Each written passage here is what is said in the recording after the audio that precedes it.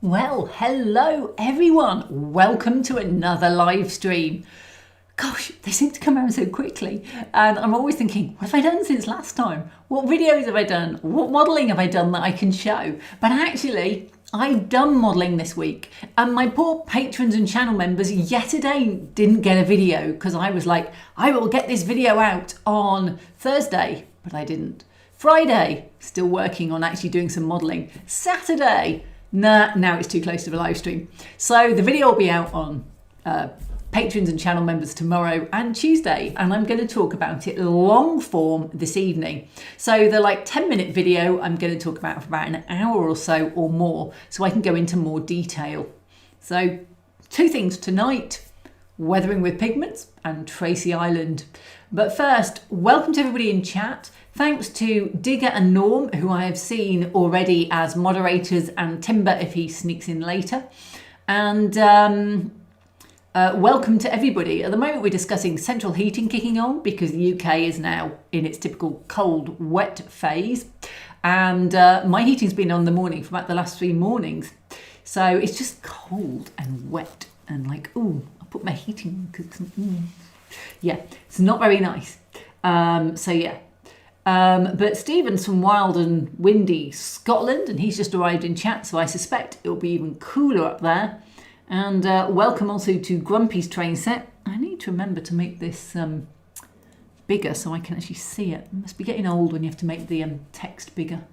And anybody else who has snuck in, Jaw21, that I haven't already said hello to. So welcome. It's always fun talking about weathering, so that's my favourite. But first of all, I want to tell you about an email I had 2 or 3 weeks ago, and they were like, we are celebrating Thunderbird's 60th anniversary. Here we go. 60 years of adventure and iconic missions, and they've done a Corgi 60th anniversary collection. So what they basically said, would you like to take part in it? I'm like, yes.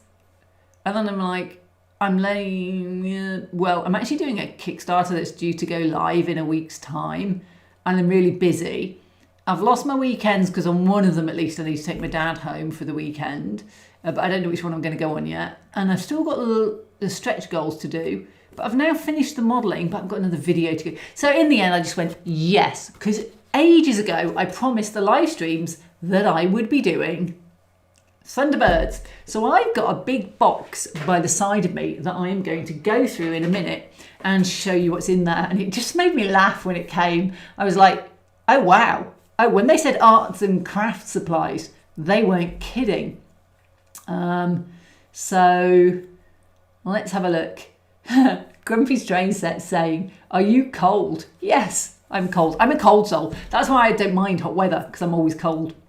And then Tim says he's currently in Aviemore. It was 1 degree C this morning, according to your car. Oh, it's 14 here, and I'm still cold. And hi, Mac Ravenson Express has arrived. And then Shergill, which parts are arts and crafts, and which parts are arts and which parts are crafts? Well, I think it's one of those things. If you do it with poster paint, it's a craft. If you do it with acrylic paint, it's artwork. So Ravenson, are you still working on the Thunderbird's diorama? I feel this is a very heavy project. It is a very heavy project, and it's gone on the back burner whilst I'm doing a lot of stuff. But this is an excuse to resurrect at least something. Hi James, who's just come in. Arts and crafts supply equals William Morris wallpaper. I like the way you think. I do like an arts and crafts house. I do like the arts and crafts style, though I actually prefer a slightly less busy wallpaper. But I like that very focus on the wood and the simplicity of that. So there we go. So I'm always use archival grade crayons. So actually I need to move some space so I can get this box up here. This box arrived, and I stupidly put, I've got a chandelier here in case you're wondering what this is. Walked into the chandelier. So this is the box, and it arrived on Friday, and I got an email from them saying, we've delivered it to your neighbour's number 5. And I went to ask number 5, and they'd given me a surname, which wasn't my neighbour's surname. And it wasn't there. So I went to number 9, wasn't there. I thought, this is odd. Dad said, maybe it's number 5 in your road, because I always get them delivered to Mum's. Long-standing habit of, she always had an open porch, and mine generally always locked in the day, still, even if I'm out. And they always seem to deliver at lunchtime when you're not there. So I left, and it turned out I'd put my postcode on Mum's address. So they'd actually delivered it to my road, number 5. So I went and found it. And inside it is 3 fancy looking boxes. Woohoo!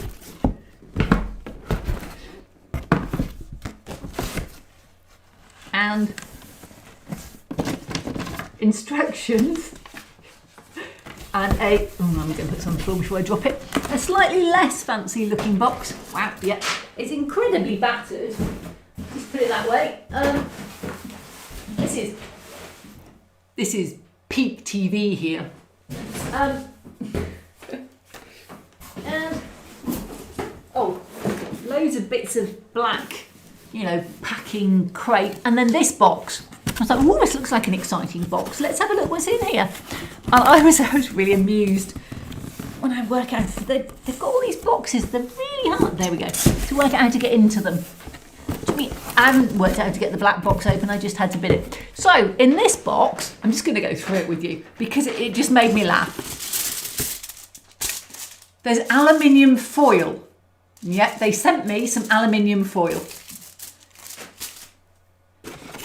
There's a piece of sandpaper. Fine. There's a bit of battered blue paper. We can straighten that.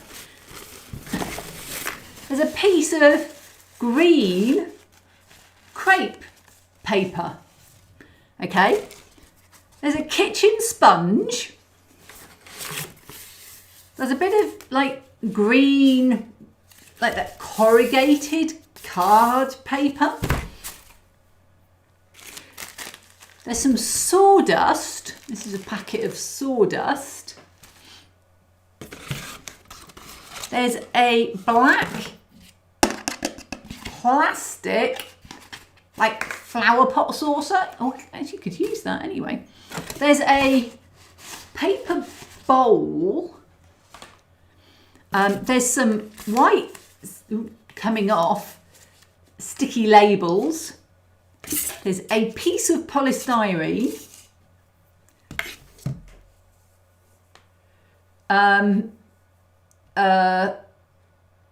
Pipe cleaner. Oh, another pipe cleaner.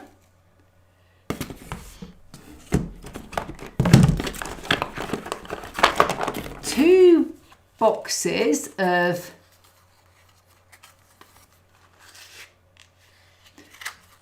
two empty plain white matchboxes.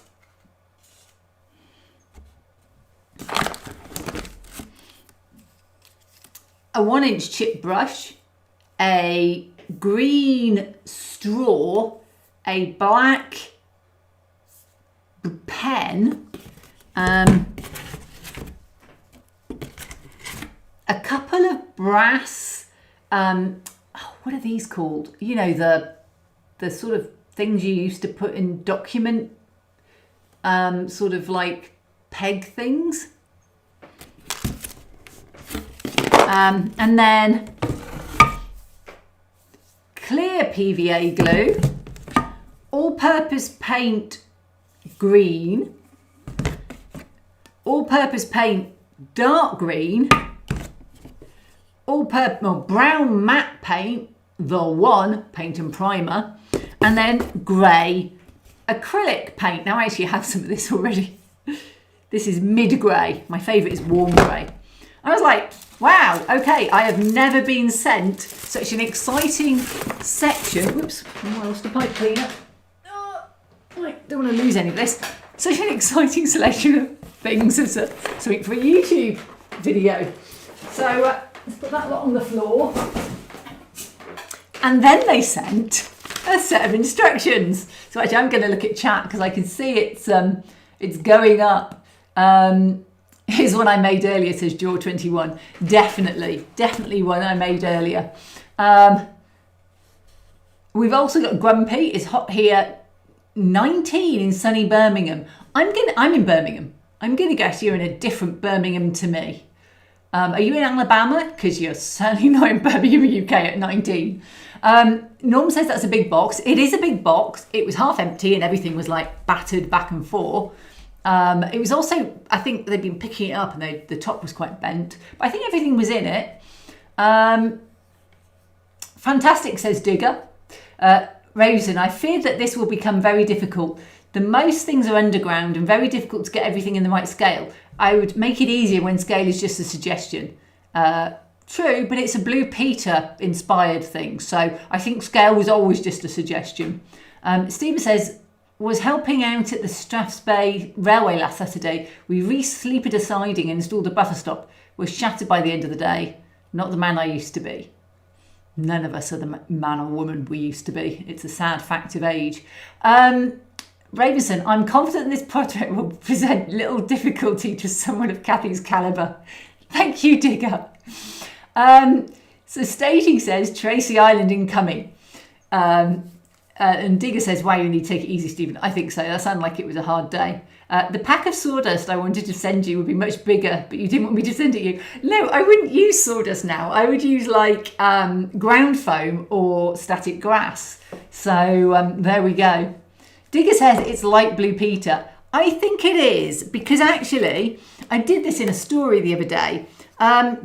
If you were to use hashtag Corgi Thunderbird 60 or Corgi_official, Anthea Turner on Instagram actually has just got out and showed on Instagram her Tracy Island, which she apparently had up the loft, that she created on Blue Peter. Now, everyone goes on about the Blue Peter Tracy Island. In the 90s, I was at university or working. I was not watching Blue Peter. So this very famous, infamous Blue Peter Tracy Island just went on me, just passed me by. Much like, you know, when you're on the train and you fall asleep and your station passes you by. It was just like that. But it is just like the Blue Peter one. So I do have the instructions. That's the list of what's in there. Those are called brass paper fasteners, by the way. And what I'll need to find, scissors, sticky tape, a sturdy cardboard box. I really hope the Amazon ones are okay. A soft cheese margarine pot and lid. Okay, a tissue box. They're asking me to find a lot of boxes. I don't use tissues. I don't have margarine or soft cheese. The only cardboard boxes I really get at Amazon, and I'd hesitate to call those sturdy. And a 1 litre washing up liquid bottle. I wash up so frequently with fairy liquid, but I actually decant it into glass bottles, and I've got 3 full ones. So I might have to go and see if Mum's got one, but I'm unlikely to find one. Paper mache, newspaper, water, mixing bowl and flour. I don't have any flour. I don't cook. I have to go and buy that off Mum. A yoghurt pot. Yoghurt doesn't agree with me. And a Pringles tube. Mum just put a Pringles tube in the bin today. Oh, it'd been on the side for ages. If it's still, well, it went in the recycling. As long as nothing gunky's gone on it, which it shouldn't, it's recycling. Or it might have been pushed down because Dad does like to push the recycling down. Otherwise, a kitchen roll, which I always squash straight away. Anyway, so it then tells you the base is cardboard, the hanger is a tissue box, the control tower is the cheese pot, the control tower roof is the paper bowl, the yogurt pot is launch pad 1, launch pad 2 is a Pringles tube blue roll or kitchen roll, the paper mache is paper mache, the rocks are foil, glue, brown and green matte paint and sawdust. The beach is sandpaper. The windows for the control tower are stickers and pen. The runway is card. The door is card. The swimming pool is blue card and a paper fastener. What's the paper fastener? And then there's a plant pot tray, card, sticker and pen for the lookout tower. The house is a matchbox, a cheese pot lid. I don't know whether their cheese pots are the same shape as my cheese pots. I'm thinking Philadelphia, and Mum might have one of those. Half of a matchbox and polished styrene, straws, glue, paint. The vegetation is green paint, sponge and green crepe paper. And then there should be brown crepe paper. I don't remember seeing brown crepe paper, but that's the trees. I have brown crepe paper anyway. I've got to find it, but I do have it. So that is, and then they literally give you the instructions to make it from scratch. And I'm just like, wow, this looks hard work. And it literally, the instructions are, I'm not going to read them all. Number 1, the base. Using the large cardboard box, which to be fair, they've never said the size of, so it can be any size you want. Draw a rough rectangular shape with 3 round corners and the 4th jutting out to allow Thunderbird's 2 runways. Cut it out.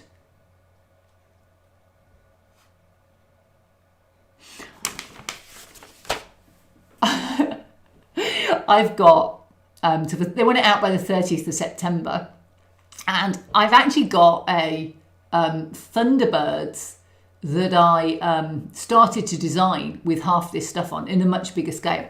But the fun thing that did come with it, and that I definitely do want to use, and I need to work out how I'm going to make this Thunderbird diorama with these arts and crafts, because quite frankly, I don't think I've done anything like this for ages. But I did get as well in the big box these. So that is Thunderbird 2 with Thunderbird 4. I look at the size of that and I'm thinking, okay, I don't think these are in scale. So I may have to just think how I'm going to fit these on, because I can't imagine, when I look at the size of Anthea Turner's, you know, it's about this big.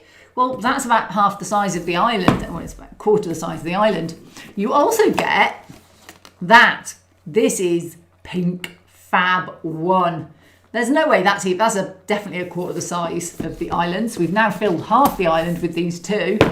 And then you also get 3 and 1. I'm guessing we haven't got 5 because that's the space station. So, and I've got a 3.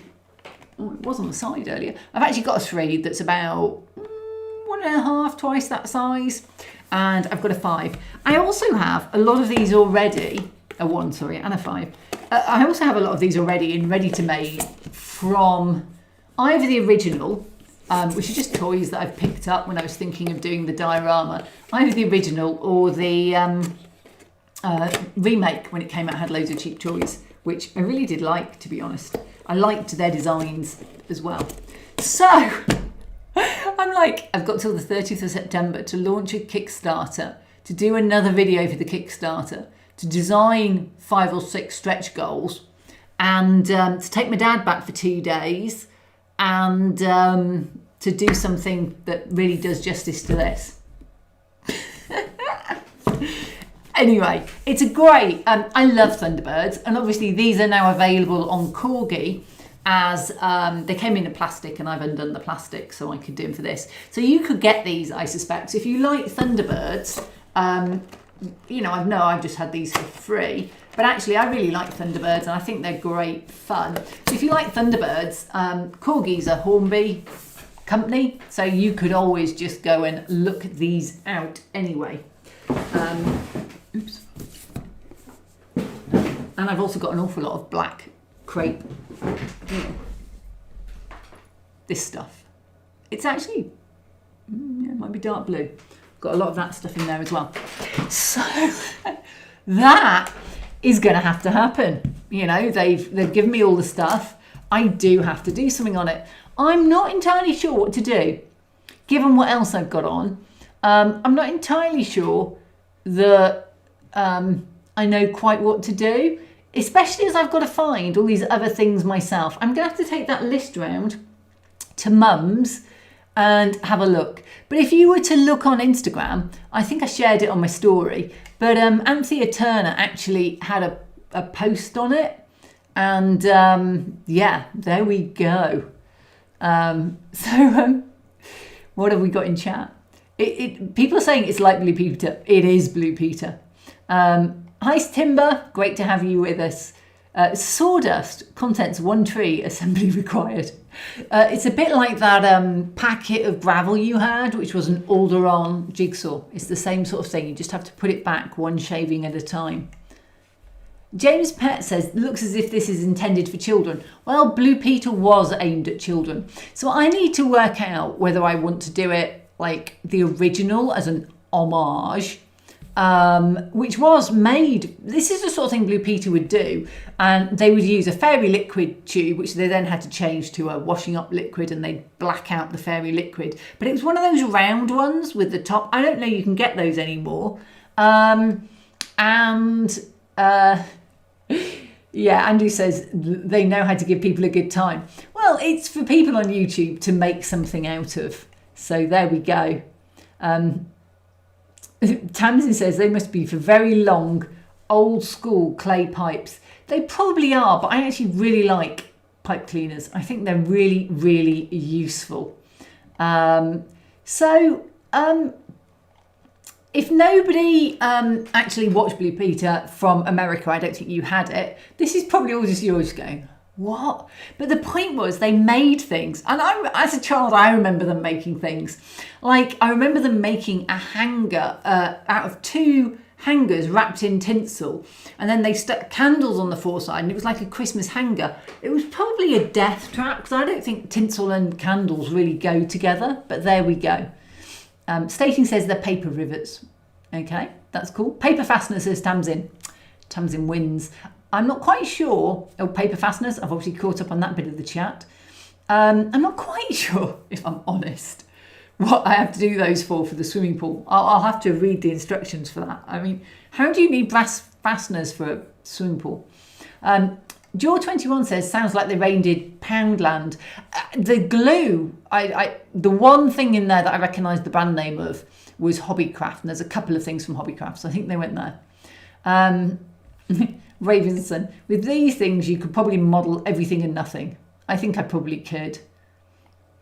Stephen, you can still get pipe cleaners, but people use them for other things now. They're really useful for cleaning, and you can get brightly coloured ones with like different size bits on for kids to make things out of. Andrew Stevenson says it's 18C in Northwest, so can believe 19 in West Midlands given you're further south.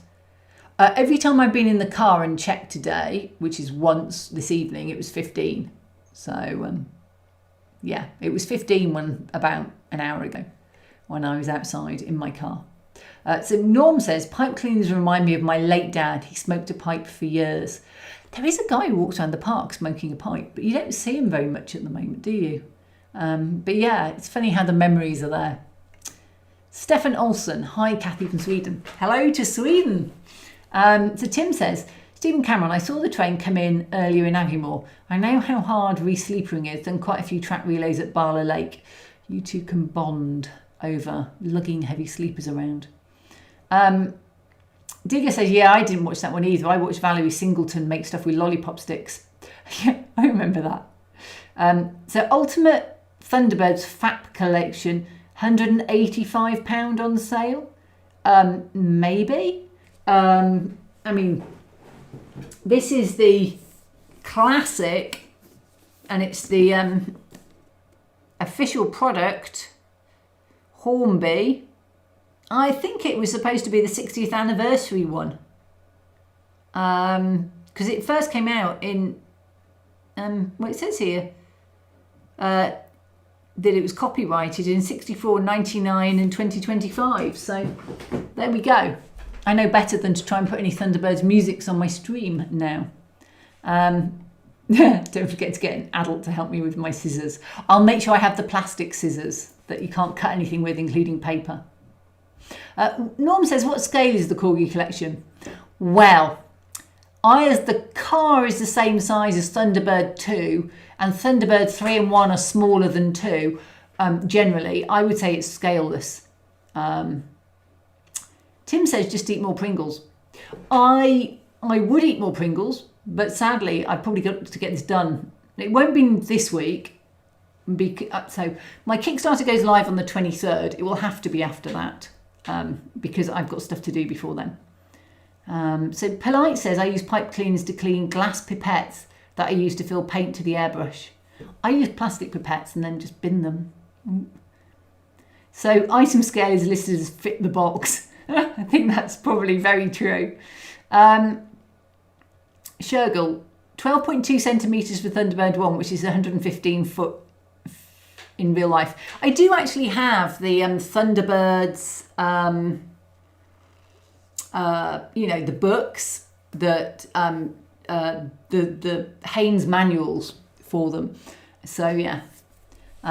Stephen Cameron says no lemon squeezer. That was on Thunderbird 2. It's a hanger, so no, it's not on a ship, so I'm okay. No idea what a cheese box is. I'm dead posh and buy cheese from a cheese box.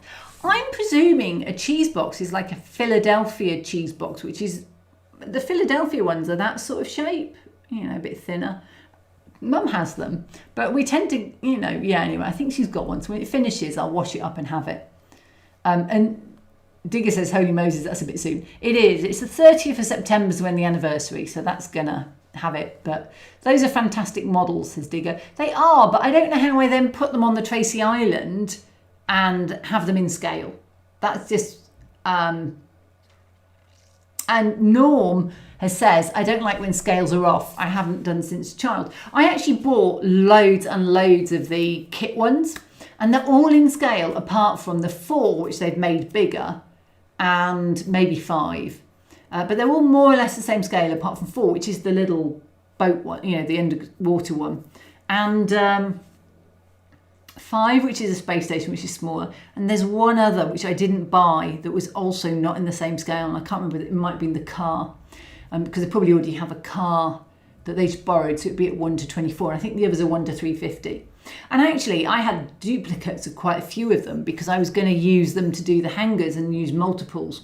And in the end, somebody else wanted to do a Thunderbirds diorama, so I sold him at half price some of the boxes that were duplicates. So I still have one of every box, and I will still do them. But I had too many. I kind of got carried away with designs, and what I'll probably do is make the excess up with 3D printing rather than buying 2. I wanted loads of the little green containers. Well, I can just 3D print a container. Talking of 3D printers, I got resin inside my almost brand new Saturn IV Ultra, and it's the second time I've had resin get onto the build plate because the vats have been leaking. And I really don't like the movable vat. I'm not a great fan of my Saturn IV Ultra, so I'm probably going to get rid of it. I don't want anything for it because it's got resin inside it. It's run down the gap. Who designs a 3D printer which has a vat on top that frequently will leak, that has a movable build plate like this, that then all the resin, when it leaks, will run down inside your printer? And there's no easy way, it looks like, to actually, other than taking the full printer apart. So if anybody wants a Saturn IV Ultra and wants to come to the Birmingham area to pick it up, then let me know. It's free. Just drop me a DM afterwards on Instagram, Facebook, my website, whatever, or drop something in here and let me know, because I'd rather it went to a good home. I've already got 2 I'm going to take apart and reuse bits from, and I've got 2 non-working 3D printers upstairs as well. So yeah, anyway, Saturn IV Ultra, almost brand new. I got it at the end of last year and I've always regretted it. It's never been, it prints all right, don't get me wrong, it's just I don't like the design of it. Andrew Stevenson says, did Fab 1 ever go to Tracy Island? No, I don't think it did. It was British. TB3 needs to be twice the size, easily, yeah. Raymondson, I'm not Lex Levels for me. Scale is a very important thing. I often stop projects when I can't get exact measurements from the original. That's one reason I actually really like doing tabletop games, is they're not actually in scale. You can do 1 to 48, but you could do very close and nobody would complain. It's actually very freeing. Though I do love researching, getting exact amounts, it's also very freeing not to have to. Tim, this feels like my normal life. Everything is always urgent. Yeah, I got out of the YouTube game just to get away from having to be urgent every week. Stephen says, Thunderbird was always very upbeat, whereas Captain Scarlet was rather dark, a little bit like Invasion of the Body Snatchers. Yes, and then there was the underwater one. Was that? Yeah, that was a very good one as well, with Marina. Shergill, we don't have a tradition of making things from popsicle sticks. Oh, we have a tradition of making things from popsicle sticks, don't worry. Excellent. Andrew Stevenson, I love that Fairy Liquid's latest advert is a remake of the 1960s one with the boy complaining how long it's taking for the Fairy Liquid bottle to be emptied so he can use it as a spaceship. It is a good advert. Yeah, it is a good one. So Stephen also says his grandfather also used to smoke a pipe, but he used more matches than tobacco. I think that's why pipe smoking, despite not having a filter, wasn't as bad as cigarettes. And then Polite says, off topic, nice. YouTubers found a new way to annoy me with even more ads. They simply overlay them on the chat on my tablet. Okay. Does the winner get a Blue Peter badge, says Jewel21? Well, I hope so. But I never got a Blue Peter badge. I haven't seen that, Polite, but I'm not on a tablet. And I don't really look at YouTube that often, actually. If I do, it's on my computer. And it's new to Polite. So, there's my exciting Tracy Island I've got to make. I'm going to have to take this list of stuff round to Mum, go through her recycling bin. Trouble is, I tend to put stuff like that in the dishwasher on top of everything else just to rinse them out. But it does tend to melt the plastic stuff a little bit. If it's a sort of clear plastic lid or something, it's probably gone squashed and melted. But anyway, so that is something I need to do. I've got some palm trees that WWS gave me, and they're in a box down here to me. And I kind of wonder, I mean, it says for the beach, and I did do a plan of Tracy Island from the pictures, but that's all rather much for a week. I've only got a week to do it in, and it's rather big as a project. So I'm not entirely sure what I'm going to do still. You know, and I've got actually bits of it already printed and painted and, well, printed. So yeah, I need to have a think. Guys, let me know what you think about Tracy Island. And I don't want a massive, big monstrosity of brown paint like a Blue Peter thing. So I need to think, but I haven't got time to design any 3D print or anything like that other than the ones I've already got. And they're for a much larger scale because they're for 1 to 350 scale. So, okay, time to think. In the meanwhile, I'm going to talk next about my weathering. So that was the next topic. But yeah, so you guys all, I didn't even look to see how much these were. So it's the Thunderbird 60th anniversary collection.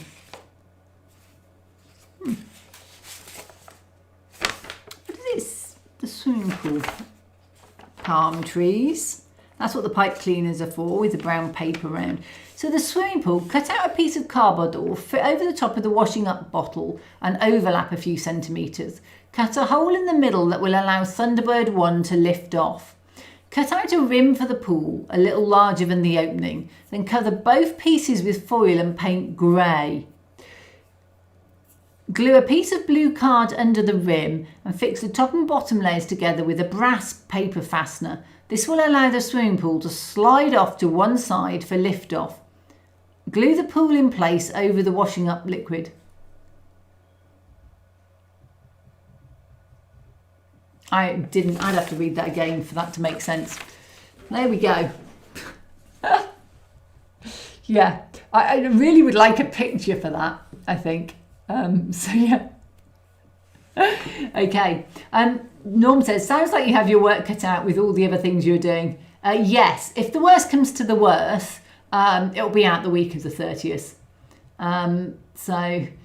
Stephen says, the Fairy Liquid advert has been on long enough that I wonder if that little boy is now grown up with kids of his own.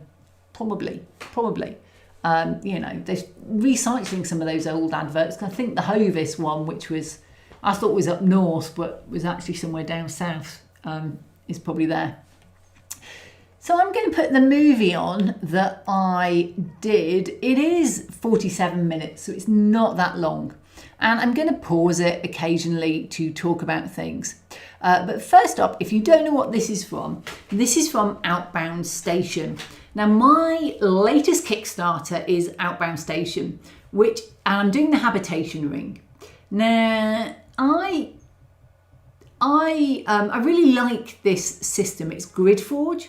So I've shown it quite a few times. I've shown some early stuff on this before. And it has basically a grid, and you put in inch based. So it could be an inch by 1 by 1, a 2 by 1, a 3 by 3, a 4 by 3, pieces, and they just grip into it. And I tend to print the middle grid 3, and things will fall in or out of it, but they'll also pop out of it. So a lot of these look a bit loose, and I do need to tighten them down because I can see that they've been knocked a lot being moved. But this is the base pieces in grey FDM. A little bit boring, just grey. But I test printing grey because it's really good.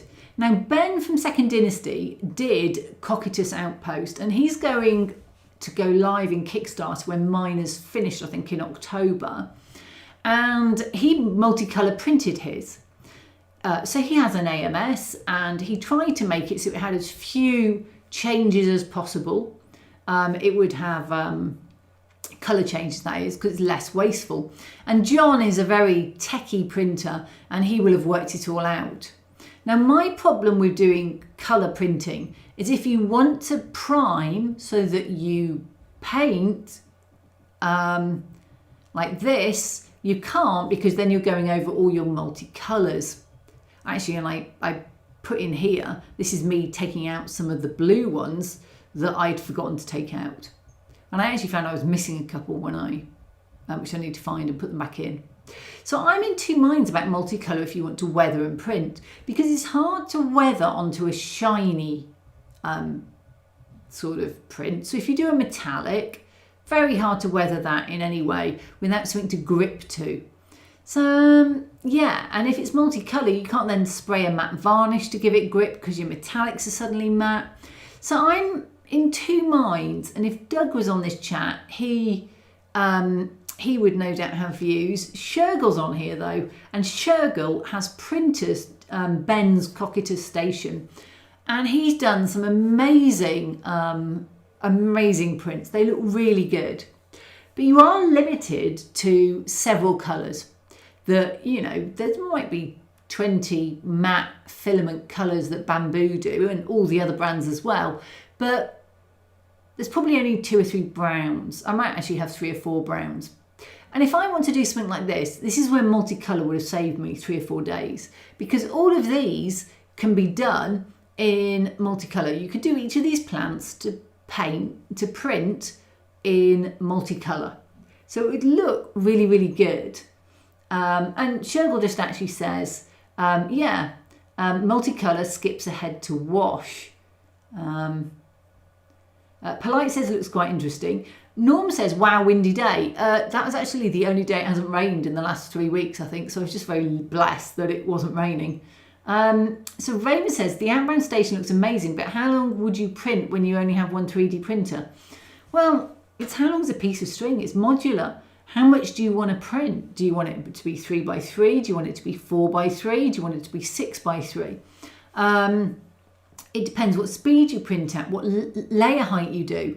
I used to do 0.08 for my last Kickstarter. I've done 0.16 for this and it looks fine. And it's not quite half the time, but it's a lot less if you do fewer layers. So it really is asking how long is a piece of string to say how long will it do if you only have one 3D printer.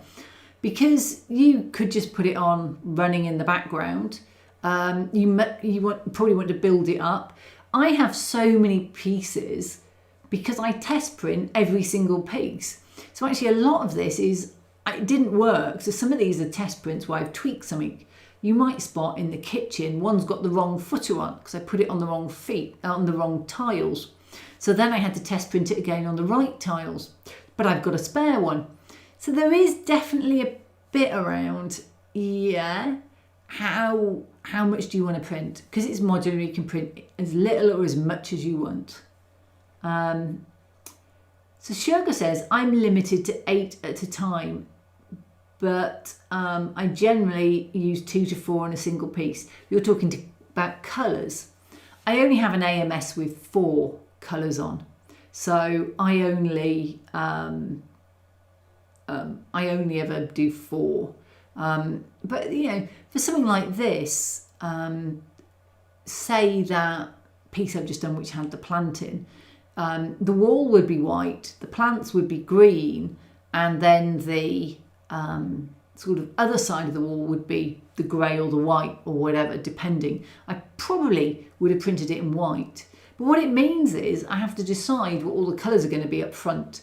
And for something like these plants where I might want to do multicolours, I'd then have to paint over them, or I could dry brush them.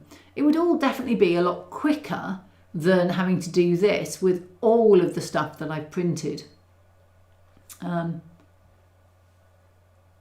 Sugar says layer changes though unlimited. Yeah, so what Sugar means there is if you wanted to, well, maybe that isn't what you mean. If you want to do it manually and just swap out colours, so the bottom layer is white and the next layer is black, you can just change the rolls as you go.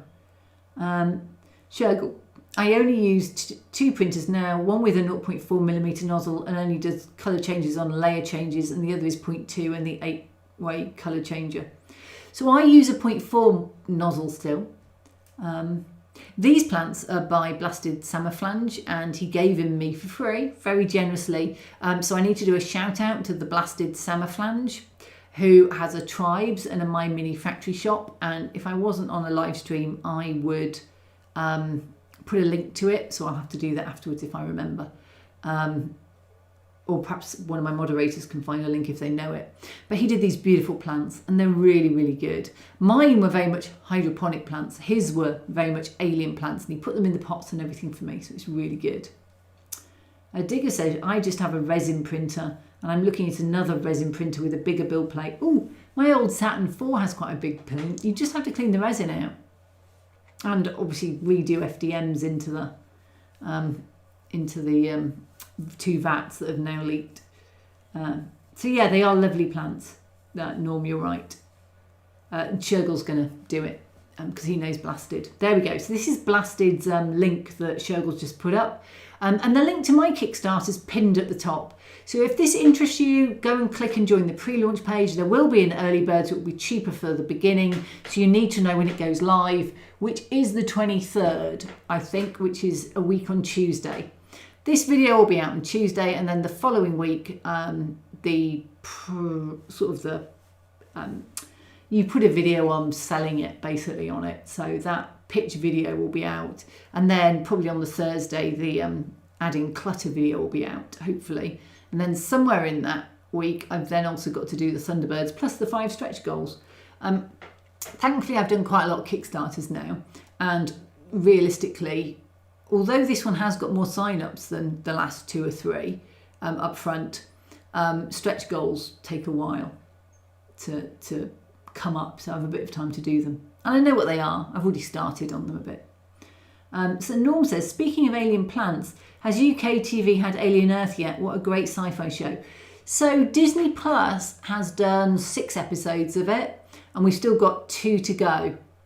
I'm going to say that I'm not a horror sci-fi fan, and there are bits of it where I'm just a bit like, the eye alien. For those of you who haven't seen it, when you get there, the eye alien. Yeah, so it is a great sci-fi inspiration, and I'm really enjoying the inspiration. And I'd actually done this before, and what blew up my Saturn Ultra 4 leaking resin everywhere was when I went to print some Papsicles aliens, xenomorphs as he calls them, and I wanted to put them to go in nylon black, and I haven't got around to taking the Saturn Ultra 4 out of the way, and I realised I've got a new fridge. I finally bought a new fridge because I had my friend come and my fridge wasn't working, and she wasn't impressed that she couldn't have tea with milk because I didn't have any milk unless I went round to my mum's to borrow it. So anyway, a new fridge comes on tomorrow, so, and at 9:20, so I need to take all my fridge magnets off tomorrow morning and take all the bits out the inside that I might want to reuse. They're like ice cubes, and get it ready to go. But also I've got loads of sheets of plywood in the way, so I need to move those. So tomorrow morning is moving everything for the fridge people to come and take the old one away. And I then also need to move the Saturn Ultra out the way and get on. Now, one thing you'll notice, just looking at the movie, I do use Sharpies quite a bit in this. The silver Sharpie is really good. I use it almost like a paint at times, but the black Sharpie is great for edging these. For people who aren't great with brushes, it's easier to do highlights of tops of things. And these are my hanging meats, and one of the Kickstarters is going to be sausages and a body bag. I didn't really want to do a corpse because it involves quite a lot of detailing on a person, so it'll probably be a body bag hanging or something, or maybe a mummified one. I don't know, we'll see. But there we go, painting with Sharpies.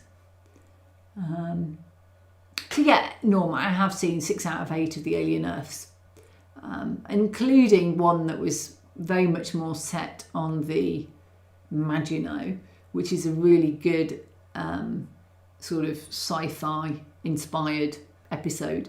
My crew lounge, that is one of the stretch goals, is going to have sofas with cushions, and I'm going to have the classic round Millennium Falcon style, but I'm going to have something very similar in squares for those people that don't want to do round. But I noticed that something else I saw, I think it was Lost in Space, actually had a round table. So I think a lot of people go back to that round sofa from Star Wars and use it as inspiration.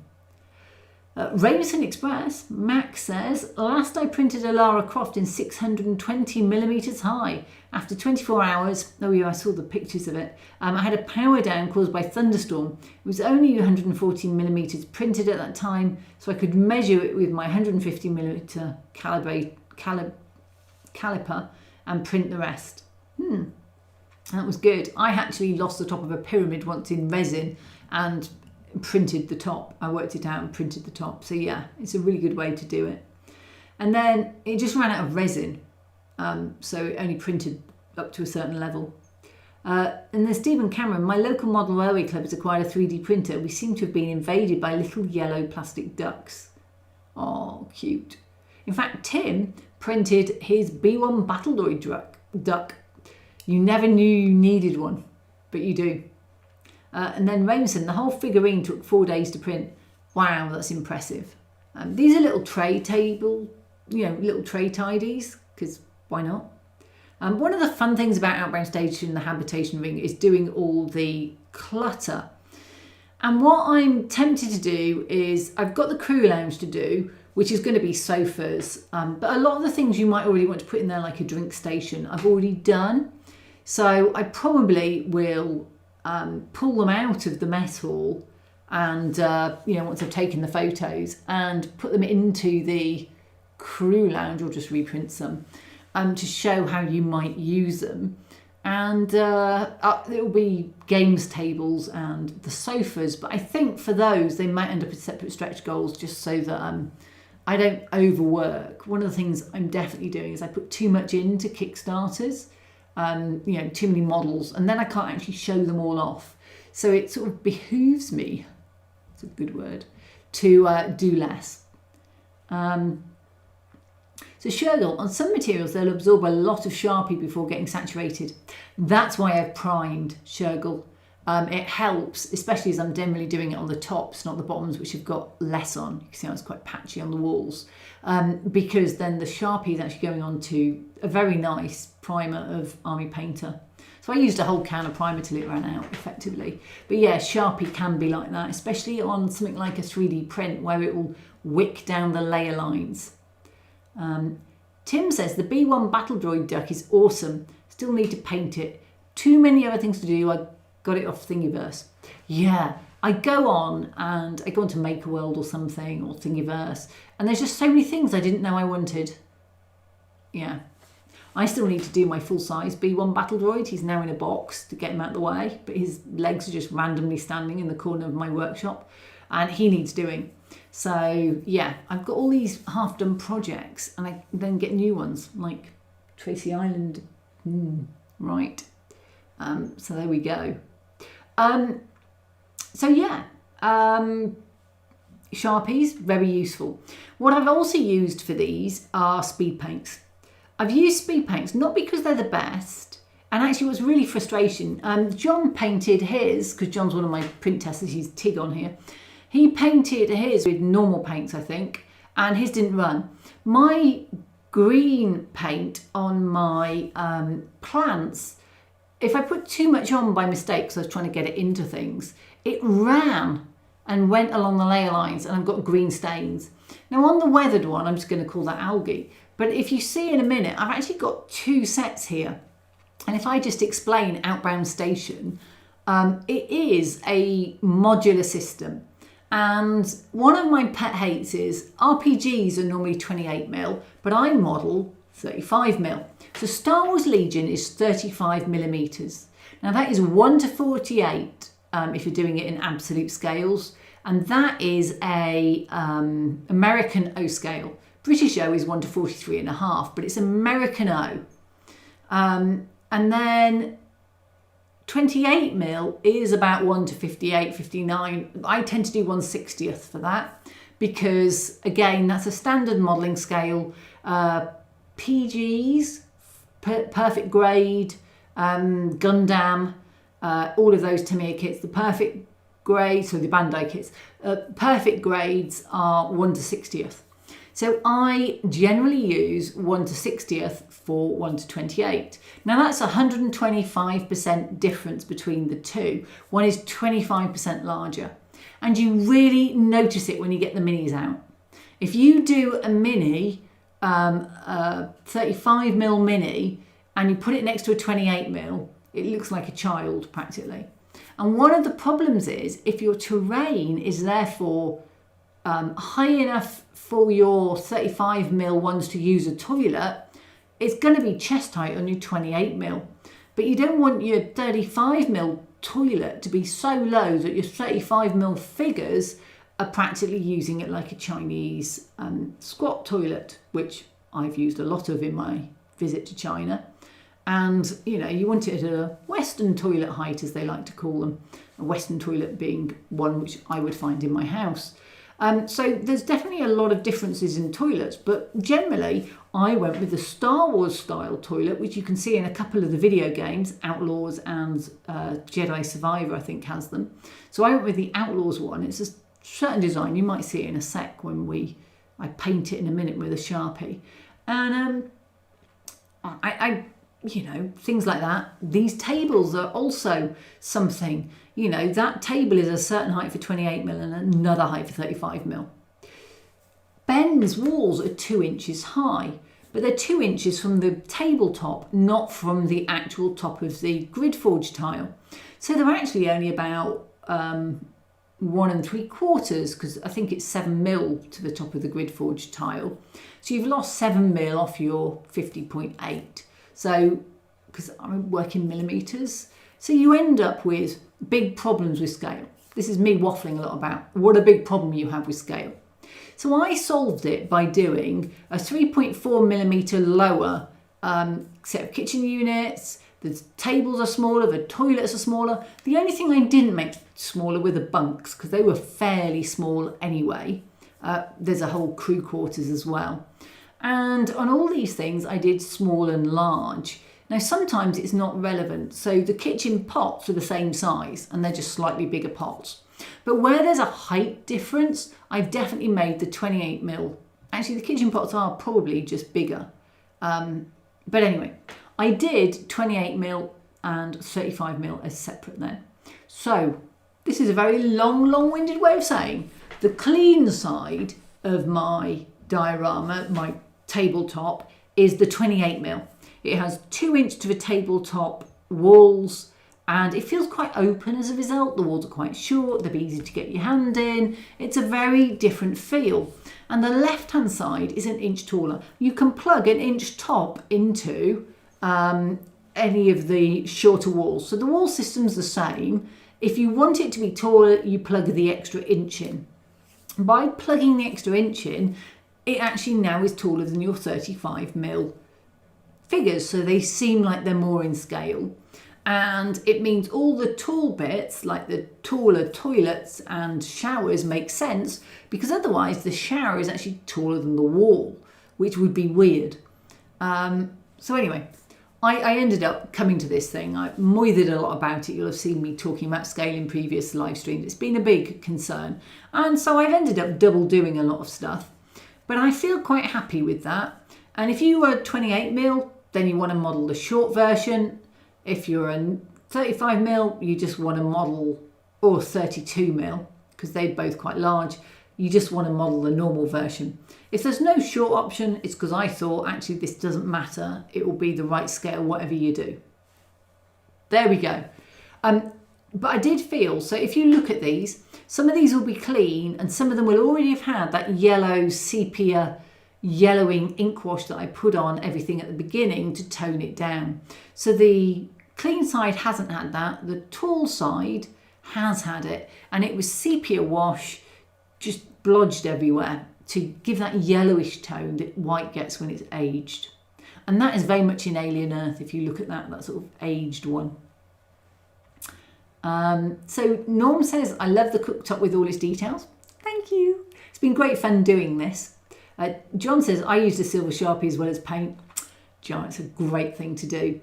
Jeffrey, did you really just talk about squatting in China? I was expecting weathering. I did. Chinese toilets got a lot of conversation when we were there too. Different kind of weathering, says Norm. Yeah, let's not go there. So the bunks I actually don't have in a short and a tall version, just because they are what they are. But instead what I have is, I did some interior walls, because if you look at that pile to the left, I'm just going to pause this so it doesn't come on. If you look at that pile on the left, you can see that actually the one that's sort of tilted upright has got the grey mask of where it was painted in place. So a note, if you want to be able to move things around and rejig them, don't do what I do and spray them in place, because you'll end up with ones you can't move because they've now got grey patches on them. Spraying them in place was fine for what I wanted until I dropped a bunch on the floor. I dropped a third of Outbound Station on the floor, only broke a couple of windows, though actually a lot of them turned out to be more broken than I thought when I swapped the windows out. And because of that, I spent ages matching my sprayed white bits into the right place. It's quite disturbing. So don't do it. It's a top tip. But if you look at that one, you can see there's a thicker back wall that's tilted up, and that has got loads of mini it's like supporty clips. They're a Second Dynasty small clip. And they've got those, and they enable me to put a second layer on. So if you wanted to go up a level, you can. I've actually got one that doesn't have a grid forge base. It has this, and you can clip it into there and then clip a grid forge base in the side. As Doug actually pointed out, you lose half a tile doing that. But actually, if you were to take that same piece and clip it on the outside of your grid forge, you could easily do a stable wall. I feel going up to a second level when it's grid forge is a little bit wobbly. I knock them a bit too easily myself, so I probably would clip it on the outside. And it's called next level exterior as a result. But that's quite thick. If you're using that for all your interior walls, you're losing a lot of space to walls. So if you look at the ends of that, and they've got kind of this triangle pattern on them, actually what I did was I took out these thinner walls that match some of Ben's thinner walls, and Ben designed Grid Forge, so they match his. And you can therefore slot the bunks into those. But then I was like, you might want standalone bunks. So actually there's some that are just 3 or 4 mil wider, so they go to the end of the tiles and they slot just into the tiles as standalone bunks. And then there's some that go into the wall, but without the interior walls to the side, and they have to be shorter because the wall's 1/2 inch. So they're shorter in the other direction, but still the longer length. So there's actually 3 versions of each bunk as to where you want to put, what kind of tile you want. And at this point, I was just like, maybe a few too many options. But yeah, there we go. I wanted to make sure everybody got what they needed. Shergel, second walls haven't been bad for me, but I've not tried 3 high. Yeah, I think 3 would be too many. The reason I have them clipped in externally was I designed them originally for Scut City. Scut City is my giant diorama that not much has happened to because my friend came to visit in August and then came back in September. She's also back in December, so I had to move all the boxes that were blocking her from getting to the spare bed into that room, and she still struggles to get through the door because there's so many boxes in there. So actually I need to spend my weekends tidying a bit more, but I need to leave a way in because I'm getting solar panels in 8 to 12 weeks whenever they come through, and they need access through my Scut City room as well. So to put it mildly, nothing's happened much on that, but I did design it because that has a grid forge base that slides in and out, but I want the walls to go on the outside of the grid forge base. I think I showed it a couple of live streams ago, and it's just going to clip in on the outside and then go up. And that's been another thing that's been a huge pain. Ooh. Now, these are almost exact, I don't want to use the word copies, inspired by the Nagakin Tower in Tokyo, which is a capsule room tower block from the 70s. So same era as Alien Earth is set in, because that is there. And you can see, I did the first one as a 2x3, so that's a 2x3 inch, the one that I'm about to start painting. And to be honest, you'd struggle to even get a mini in it. I had to make the doors narrower so you could get them in. It all became really a bit too small. So by the time I went up to the 35mm end of it, I literally just made it, actually it's the same height and everything, I haven't changed it. It's just 25% bigger. And I put it onto a 3x4, so I just tweaked it back out then to a 3x4. These are the very manky showers and sinks for the freshers for the bunk room. So the bunk rooms are just corridors or rooms with bunks in, and then they've got these communal, and by the time I've weathered this up, which you'll see next, you will not want to have a shower in here. In fact, you won't want to eat in the kitchen or the mess hall in this because it looks really grotty by the end. Definitely. But one of the, and this is the toilet. It's a really interesting shaped toilet, if I'm honest, which you literally can't see there. I wonder if yeah.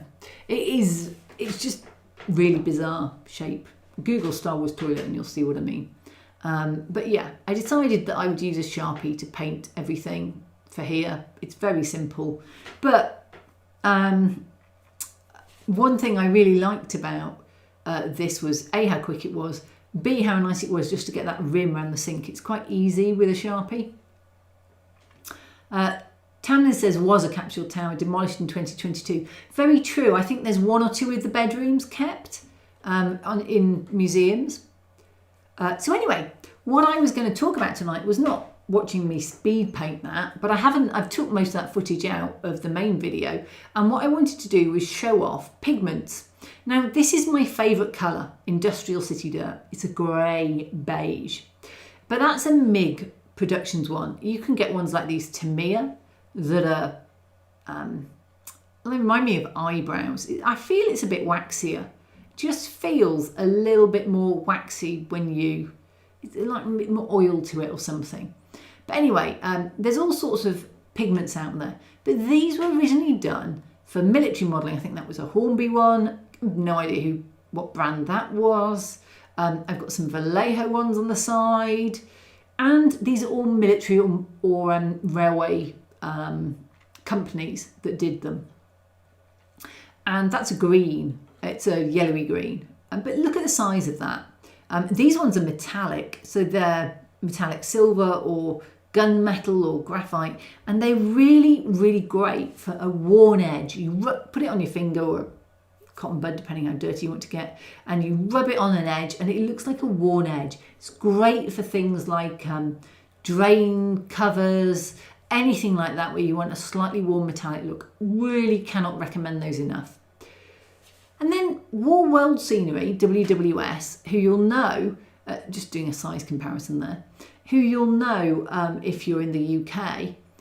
They did layering spray that I talked about a lot when I was doing static grass.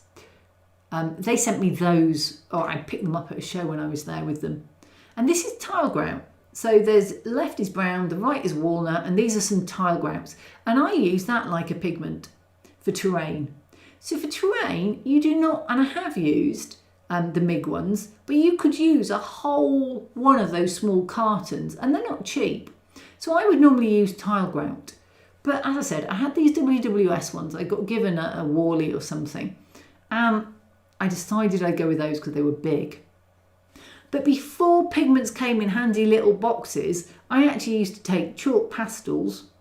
The reds are great because you won't get that in a pigment colour. They're great for faded paint because it's a chalky look and it's slightly pinky, and you can put it on a red paint and it will look faded when you put it on.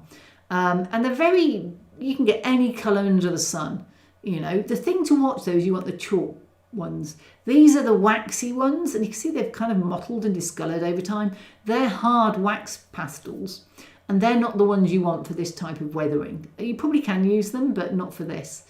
And what you do if you've just got pastels, because you want a colour that you can't get in a pot, is you take your pastel, you take your X-Acto blade, and you just scrape down, and then you get a little bit of powder, like I've got in the bottom there.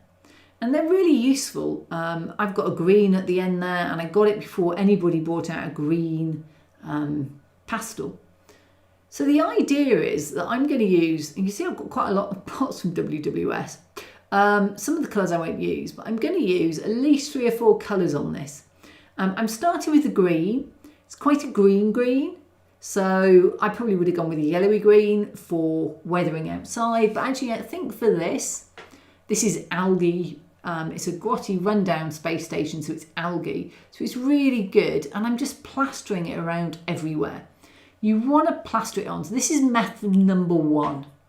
Dry powder, plastered on with a big brush, just anywhere from above, streak down. But this is just putting it on. I'm not really going for a streaking effect. I'm just building it up in all the cracks and surfaces.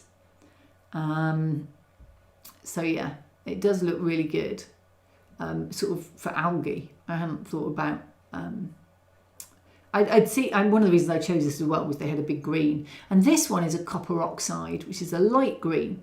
So it's really great to just have the 2 colours of green in there to bring in some variety. So this is brilliant for adding just a bit of dirt into anything, whether it's a rock face, a building, but it is going to become quite heavily weathered using this technique. This is not something you'd want to do for a modern house that somebody lives in. This is more of a rundown look that we're going for here. And this is a concrete dust. It's not the same as industrial cities though, it's quite a brown. I actually prefer a greyer one probably, but this was the nearest they had to it.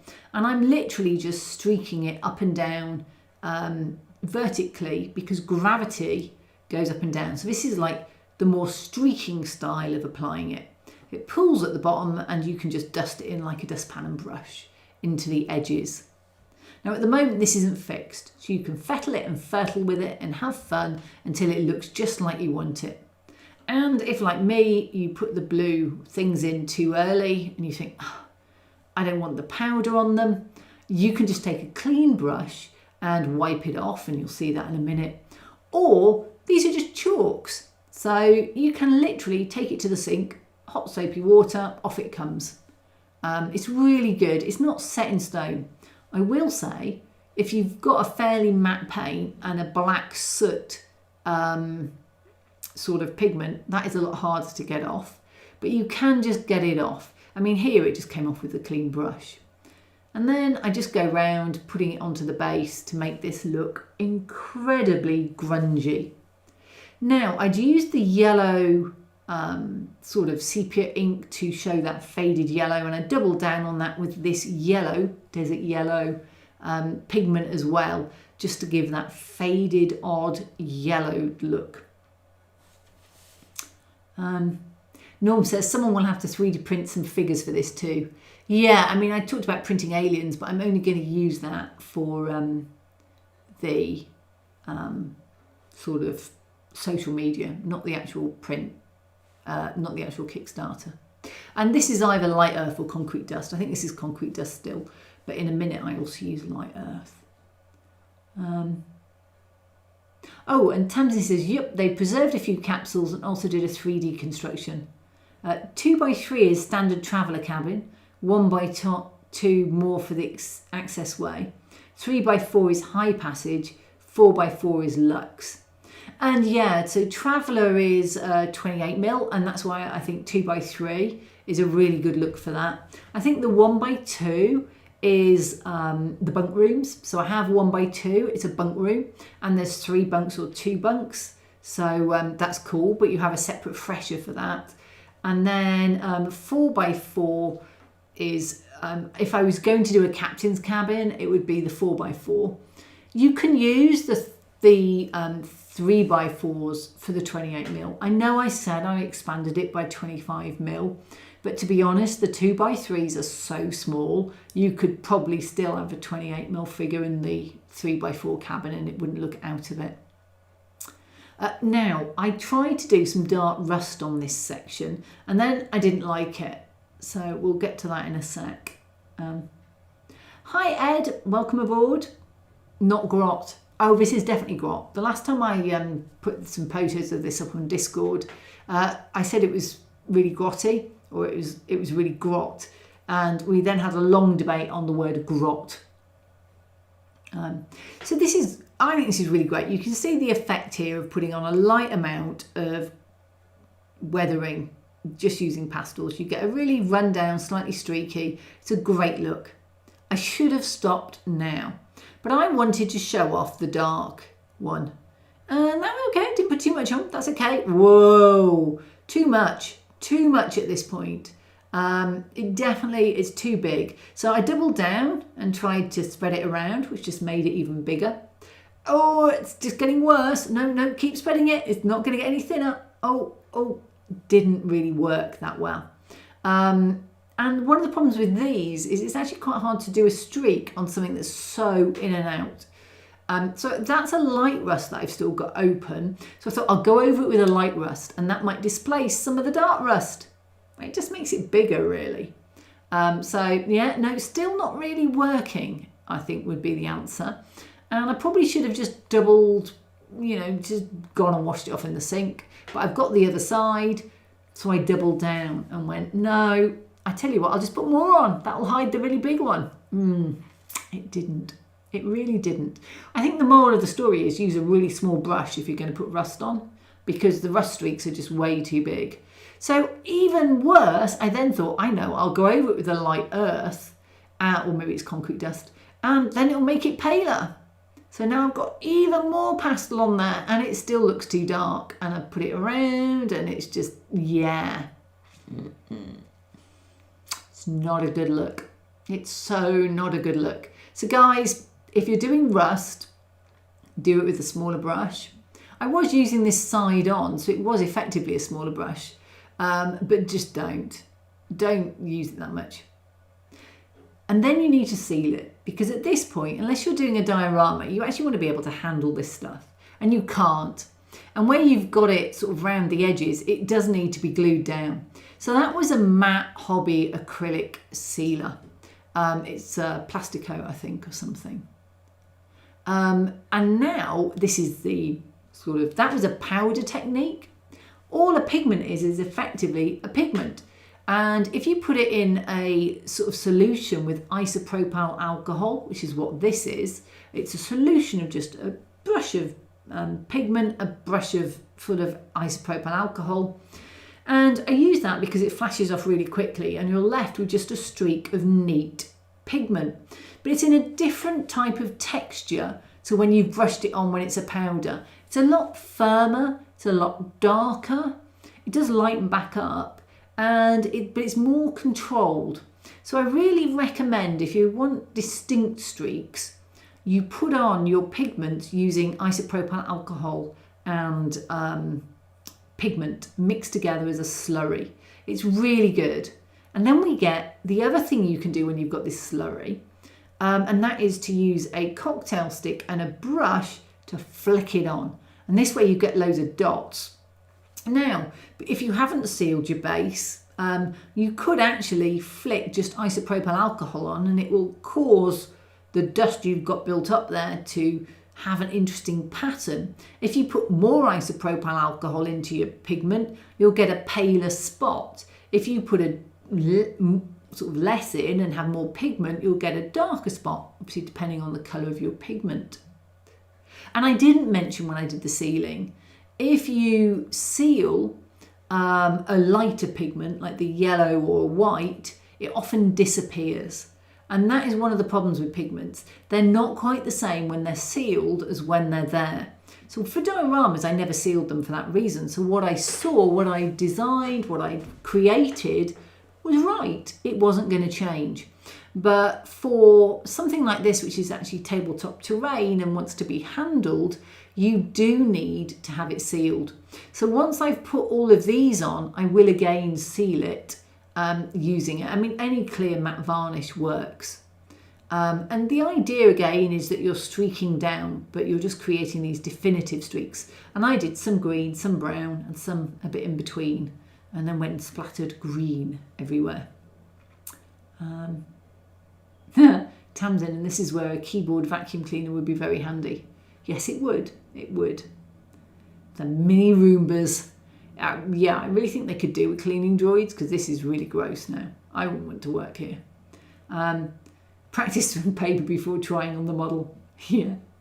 I've done a lot of splatting in my time. And to be honest, no matter how much you practice, you always splat. Whatever you do, the first 1 or 2 times, it's like a new brush. It'll need new splatting. So yeah, practice, because it will be different every time you do it. Tamsin said, Shogun, I'd have said 3 by 3 for the high stateroom to allow for passages. Interesting. Anyway, these are 3 by 4 because they're square. If you wanted to do a 3 by 3, you could make one up with a bunk and with the fresher pieces that you get. There's a toilet. Obviously the toilet has a door and is there, but you could put an open shower or a sealed shower. It won't be quite as cohesive as the Nagakin knockoff was, but it is very much a modular system. So you could create yourself a locker room, a locker, toilet and a shower. And I probably will have to demonstrate that when I do the video. So this is all together for the final sort of photos and pictures. There we are, I'm sealing again. But I will pull it apart to demonstrate Grid Forge. So Pat Goldblatt. Hi Kathy, hi all. For info, Crema Pigments in Germany have a fantastic array of artist grade pigments and an assortment of earth pigments, great for weathering, and even a set for modelers. Oh, that's a good brand to know then. So if you're in Germany and you see those around, then try them out if they come with recommendations. Now, the very last technique I want to show you is, this is to me a clear. It's my favourite clear varnish. It dries so high gloss. A lot of acrylic varnishes just don't. They don't cut it. And this is me using a little bit of the concrete dust or the light earth, whichever I was doing, mixed in with a clear paint. Now, why? Well, because when you put it on, you get a different texture. So I've sealed before this with the matte. If I seal afterwards, I'm going to spray matte all over the gloss. But it's really good for bringing in just a different slight, catches the gleam. It's great for the hydroponics room especially, which is where I actually use this the most. That and the very grotty freshers and toilets and stuff at the other end. And it gives just a different feel to it because A, it's more intense because it's in a varnish, and B, it's a little bit liquid. So it was really good for if you want to puddle on the floor, or here where I'm doing some algae building up around the bottom of this wall. It's really good there as a carrier for that. It has a damp feel to it. Whereas when pigments normally dry, they actually have quite a dry feel to them, especially before you seal them. So Tamsin says access ways, not passages. I guess that's what you meant. So Shergel, 6 tons, this is Traveller by the way folks, equals 12 square. So 25% takes off 3, leaving 9 for the cabin, 3x3. But I did a 3x4 to get the full size. What you could do is certainly butt them up, and I've got 2 different door options, a side door and an end door. So you could have them all just in a row with one passage in front of them, which would enable you to have, I've not done 1-inch passageways because I find 1-inch passageways aren't enough for 35mm because the bases are 27mm, and obviously with walls and stuff you're losing that out of these, and that's why they've got the narrow walls, because you're just losing too much. So even if you've got a full gap, and I have got some inch ones that I did, it was incredibly narrow. So I have actually got some inch ones now I think about it. They're incredibly narrow to get your hand in and do anything with. Just like Lux's 20 squares, says Shergel. Oh, so we're now onto the final photo. So you'll see some of the office quarters, I'm calling them officers' quarters arrangements. So this is the grotty side. You can tell that from all the streaks on the walls. And you can see, although I didn't show me doing these ends, everything has the same types of streaks as I did on those first bits. I actually forgot to do the dotty bit, you know, the splatting on the end piece, and I don't think it matters. But this is the clean one. And what a difference it makes. Because it's an inch shorter on the walls, it feels really open.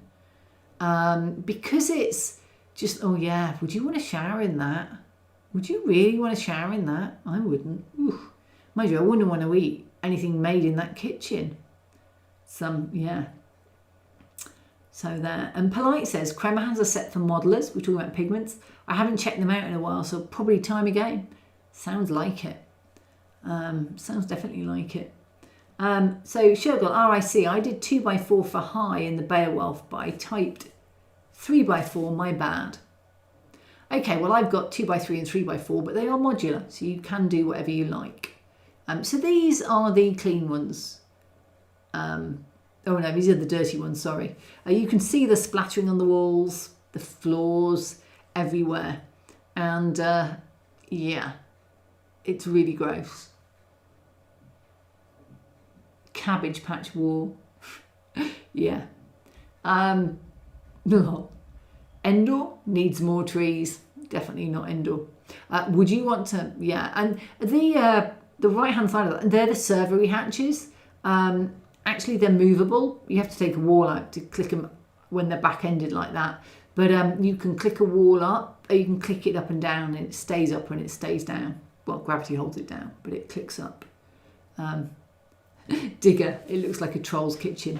So actually, one way to tone this down, if you did your pigments before you painted all the little bits and bobs, and this is what people do sometimes when they're painting faces, they flick loads of colours on, then they glaze over the top. So if you had an airbrush and you put a pale white over the top of all the pigments, you could actually get a sort of knock it back a bit. So if you felt like you'd done too much, remember, before you seal them, you can just wash it off. But if you took that top there and you didn't like it, or you thought, oh, it's a bit dirty, you can just go over it with a glaze of a white paint and knock everything back a bit.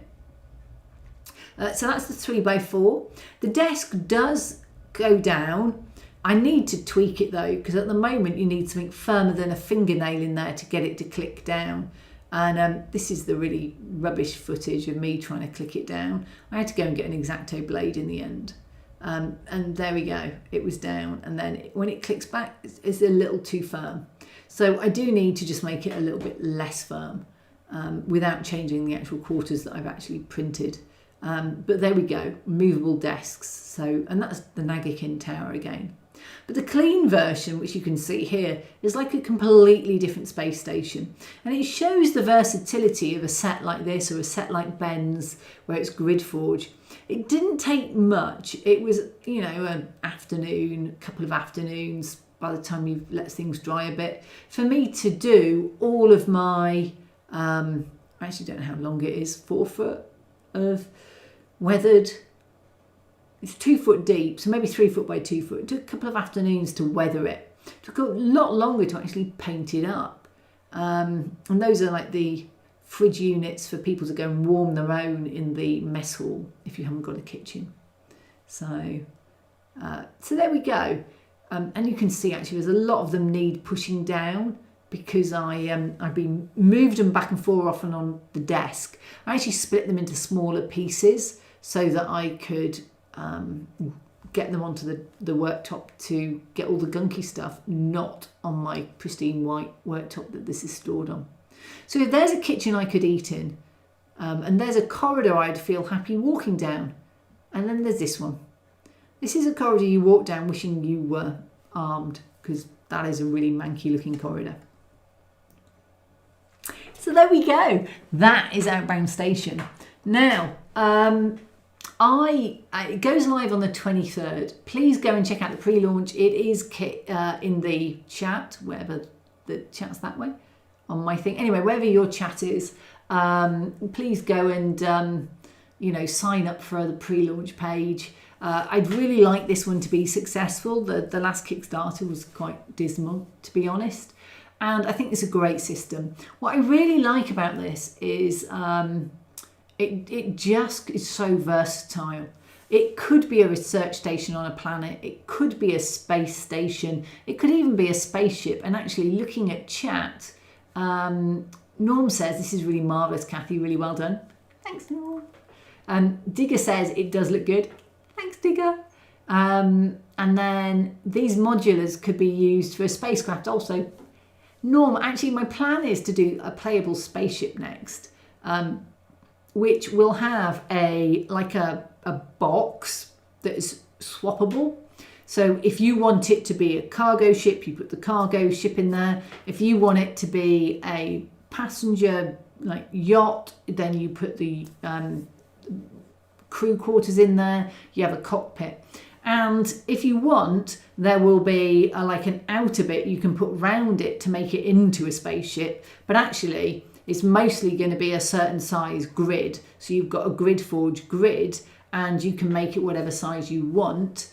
And yeah, that is kind of the plan. So it's definitely, I'm also going to use some of these pieces in the spaceship. So what I'll do is I'll reuse the toilets and the freshers, or I'll just say, if you want to buy the crew pack, I might do a fixed, anyway, I need to work out how I don't overlap, but all the bits that are missing will get done for that, and I might just have these as an add-on pack if you haven't already bought them.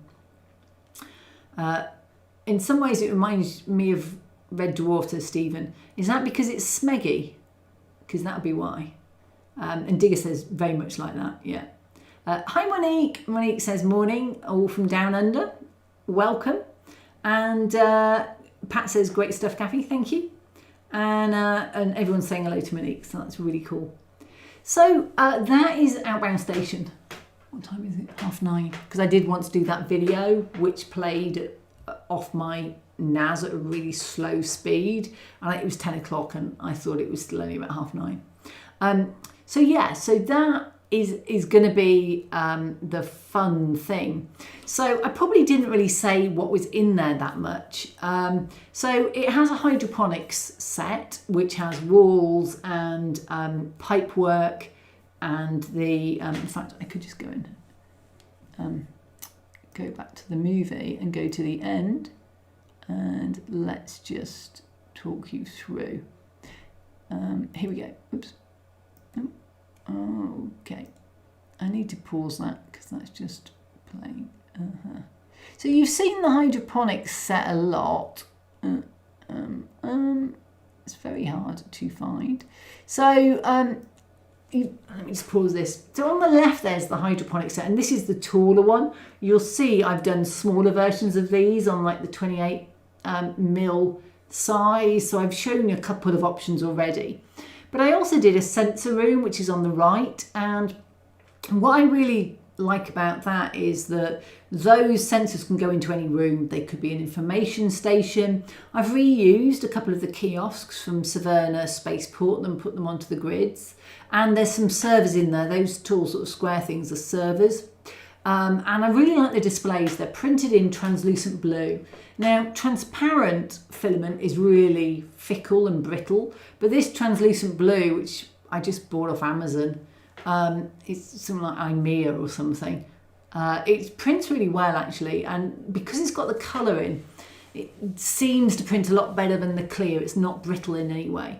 Whereas I put the clear in, it promptly broke inside my bamboo, which it meant I took the entire AMS apart before discovering that actually it was misleading, the error message, and it was actually just that it was stuck at the top of the hot end. But you can see you've got blasted salmon flanges, I guess they're plants there in the middle. I've got some tall round hydroponics. So if you were doing a spaceship, you could just put one hydroponics tower in. You could do a wall. There's a single wall. So you could put a small wall in, and then there's some tanks in the corner. You can do it shorter or you can do it longer according to what you fancy. And behind it, in the back left, is the research lab. More plants, more displays, and some desks. Now, you could use those desks anywhere. Anybody who needs a desk, they've got a plant on them. They've got something that sadly looks a bit like a toilet roll, but I think was supposed to be a pen holder or something. And they've got a mug on them. And then along a bit, we've got the mess hall. So you can see the mess hall. That comes with drink station, food chillers, which are like got cupboards with food in. So you can just go and take a plate out and heat it up. There's heating units. And then there's one that has all of them on a 3-inch if you were like on a spaceship and you wanted to do a combined station. And then you've got the actual tables which print really easily. Those bases print flat and you just flex them in and they stick really easily. And you've got the servery hatch that goes through to the kitchen. And behind that, you've got the kitchen. The very back wall is like a storage set, and that's 3 high, but it's only 2 high on the shorter version. You've got the kitchen units. So there's ones with pans, ones with cookers, ones with cutting units. The heating units are in the right, and there's just a variety plus sinks. And then as we go further along, on the back now, on the back of it, there's the 4 little room inserts. And this is where I first did the narrow walls. And they're actually room inserts. One is just a complete blank. That's the sort of middle-ish one. And then there's one with hanging meat locker, because everybody needs a hanging meat locker. There's one with freezer and one with fridge. And the freezer one is just shut boxes. The fridge one has eggs and fruit and stuff like and milk in it. And you could easily swap them around. So you could put hanging meat at the back, a freezer section and a fridge section, you know, all in one. And you can see there's different types of doors. There's a round door for the bedrooms, there's an octagonal door, and there's a fancy shaped door. And then there's actually a plain door with no hole at all. So you've got a bit of variety on doors as well. And then we've got the officers' quarters. Now this is the bigger one. So for the 3x4 35mm sort of size, I really didn't think the 2x3 was appropriate. You can even get a base in there. But you can see these have now got round outer windows. On the corridor and some of the back walls, there's those sort of rectangles with the corners cut off, so they're octagonals. And those are used throughout. And all of the windows have got these extra thin windows. So I did 3 thicknesses of window and then a window clip. So the window clip basically has nothing in it, but it holds the top onto the bottom and creates the rim. So if you don't want to if you want to be able to see right through and put your fingers through or put your minis through and pretend it's not there, you can use that. If you want a blocked off window, the extra thin is only 0.2 thick, so it will only print 1 layer. The thin is thick enough to print 2 layers. So for translucent, the back one is literally just 1 layer. If you want a bit more robustness, you can go to 2 layers, and then there's a solid one that's 1.5, 1.2mm thick. And they've got clips top and bottom to hold on the sort of tops, because when you start doing windows, you take out all the clip holes that hold the tops on. And then you've got these sort of officers' quarters. So And it's quite a wide corridor here, just not quite sure why. And then you've got the bunk room. Sorry, these are all blurry. So there's along the back bunk, you can see there's a triple bunk. That's probably best for 28mm. You'd have to be very thin to get in that. But there's also a double bunk, and then there's a triple navel bunk. And these are actually made so you can sit up in your bed because there's more height above your pillow, but your feet go into an underhang. So it gives you more room. So it is a bigger space, but there's also storage drawers in there. So it's basically all round a slightly better option for bunks. So I quite like that as an option. I just found it on the internet looking at naval bunks, and apparently it's quite a popular, I think it might be a US design, but it's quite a popular naval bunk that you see today. And there's also lockers with open doors and lockers with shut doors. And lockers that go on to interior walls are to the left. I haven't actually got any doors in here, but the doors come either solid and you just lift them out, or you can slide them sideways. But to be honest, once you get past a single doorway, which is 1 inch at the bottom and sort of takes 3 inches in total, once you get past that, they don't really slide fully open anyway. So all the bigger ones, and I still probably will have to do a 4x and a 5-inch door as well. They're going to be solid. Mess hall in all its glory. There's actually an S-shaped wall there because Doug wanted an S-shaped wall, and there's an omega wall as well. And he thinks they're great for corridors to have bump outs as like protection, a sort of defensive measure. And that is really all the rooms, except here we go.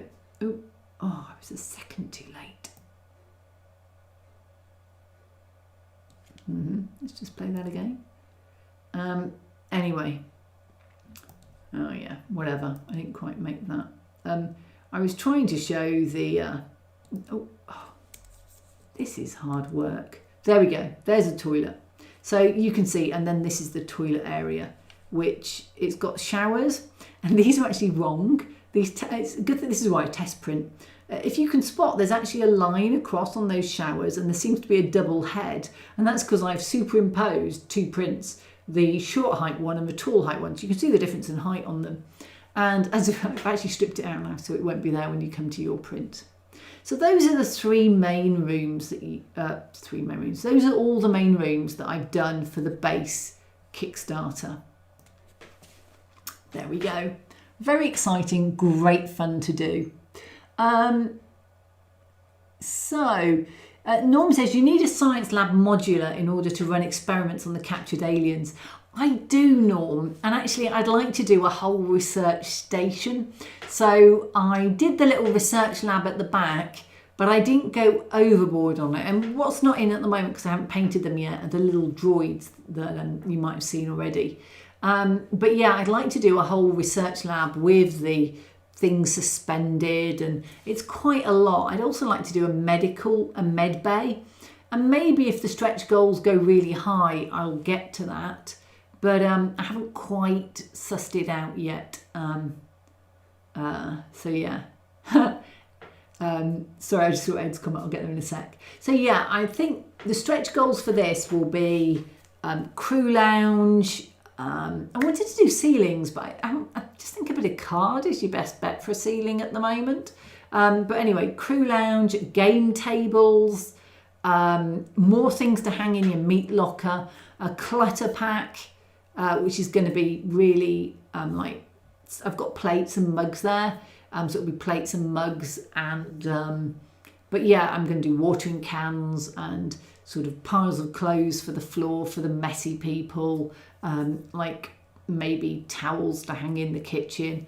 I don't know, maybe a coat hanging up, like on the research lab you could hang up some coats. And the idea is you can stick those on. So you print them and you can glue them on. So there'll definitely be a set of panels and fans and whatever that you can just glue on wherever you want, sort of thing, in a higher clutter pack. But the base clutter pack will have about 8 items that are, some of them are the items you've already got, maybe like a tray for the food and things like that. So there we go.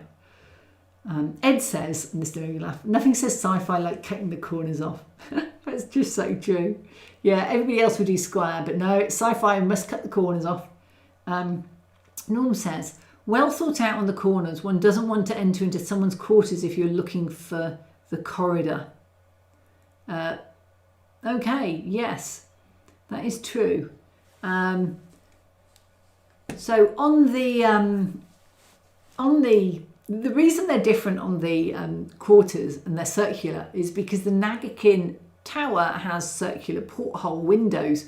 So I'd done the outside as circular to match that, despite the fact that everything else I'd done had these square, octagonal corner cut-off things. But I was like, no, I'm going to do it like the Nagakin. So I did it like the Nagakin. And there is an internal version without any external walls. So you don't have to put them on an external wall. You can just have them with the interior walls if you want. But then because I'd done a circular version there, I thought, oh, I'll do a circular version on the inside wall door. So, but I'd already done the octagonal and the fancy shaped one, which I think was based off something from Alien that I saw, because they have some weird shaped doors, just the window. And then the blank one. So they ended up with a circular one as well. And those doors will all cross fit. But I had to do some narrow doors for the 2x3 options because I literally physically couldn't do an end one and put a standard size door on. So the standard size doors will enable you to get a mini base through if you've got quite a large mini base, like I think the Legion ones are 27mm. If your 28mm bases are smaller, they might fit through the narrow. You may just have to plunk them from above. But yeah, there are things now with the interior walls that I may have done a little differently. Now I've used a lot of them. But Doug suggested I did some 3 and 4 inch ones, so I've also done those. If you're going to print, it's just when they line up, they don't really necessarily, you know, they're a little bit like this as they're printing. So every now and then one of them, just maybe 1 out of 4, doesn't print quite straight. And my meat hanger had that problem. And I think it's just because they're a little bit rocky if you're going too fast. So probably could do with being a bit slow on printing those. The short ones don't have a problem. It's just when you're getting up to the taller ones. And you could still use the short interior walls do toilets go full height? I actually thought maybe the shorter ones were more like a toilet cubicle because they're not full height normally. There's normally a bit above. So you could certainly, I think, play a lot with the sizing. So Stephen says, another couple of sci-fi movies that came to light is Dark Star.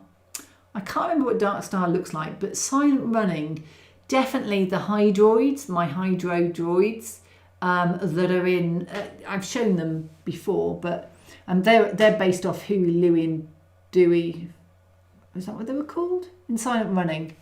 And Huey, Dewey and Louie in Silent Running. And they're very, very, very, very, very much those, if you look at them. Just simplified a bit for FDM. And I haven't seen it, Norm, since probably the 80s. I watched it as a child. I don't think I've seen it since. I found it had a really depressing ending. I cried. I was quite young when I watched it. I cried. I cried because Dewey didn't get to stay with Huey and Louie or something like that. So I cried. Yay. Very, very sad. Anyway, sad moment over. We'll pass on. But Silent Running, if you haven't seen it, is a great 70s movie. You know, it's just one of those. I think the 70s did great sci-fi. Let's just look. It had Silent Running. It had Star Wars. It had some Star Trek movies that probably are best glossed over. But it also had Alien. You know, a lot of the classic sci-fi that we think of inspiring. Gundam started in 1979. Dark Star Bombs, okay, says Tamsin. Okay. Close Encounters. Oh, sorry, Shergel. Spoilers. I mean, it's a 60-year-old movie, but you know, yep, spoilers. Oh, actually, 50-year-old movie. Spoilers. Yeah, But no, it's a really great... Soylent Green, was that 70s? Logan's Run, yep. What was that weird one, though, with Sean Connery and all the women? Damnation Alley? True. What was that weird one? Zardos?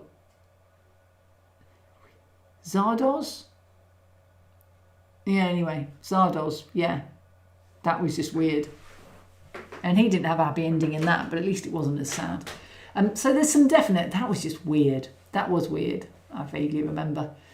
Sean Connery in some kind of skin tight thing. Yeah, Shergall, I know, I was teasing. But some people might go and watch it after this. Yeah. Dark Star had an annoying alien and talking hydrogen bombs. The guy spent most of the movies trying to convince a bomb not to explode. Vaguely remember that. Though not as good as the Naked Gun 2.5 bomb, which they were desperately trying to defuse, and then they trip over the plug and unplug it and it diffuses itself.